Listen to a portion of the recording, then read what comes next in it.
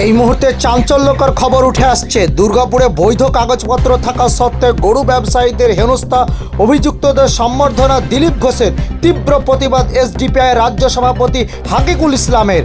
দুর্গাপুরে বৈধ কাগজপত্র থাকা সত্ত্বেও গরু ব্যবসায়ীদের হেনস্থা করা হয়েছিল কিছুদিন আগেই। পুলিশ কয়েকজনকে গ্রেপ্তার করলে তারা পরে জামিনে মুক্তি পেয়ে যায়।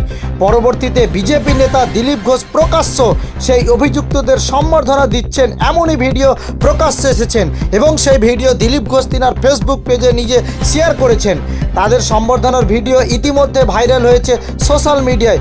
ভিডিও শেয়ার করেছেন রাজ্যের এসডিপিআই রাজ্য সভাপতি হাকিকুল ইসলাম। বিজেপির মুসলিম বিরোধী কার্যকলাপ ও পুলিশের নিষ্ক্রিয় ভূমিকা নিয়ে তীব্র প্রশ্ন তুলেছেন। তিনি বলেন, বৈধ ব্যবসায়ীদের হেনস্থা আর অভিযুক্তদের সম্বর্ধনা এটি গণতান্ত্রিক অধিকার, আইন শাসনের অবমাননা।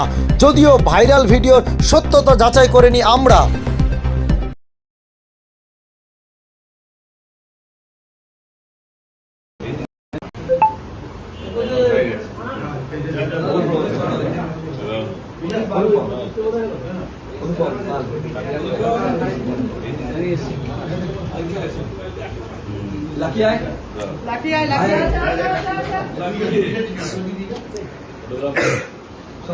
আমি ধরে রাখবো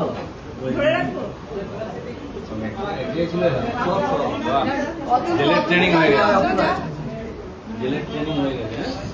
আমি গ্রুপে এগুলো বানিয়ে নিয়েছি।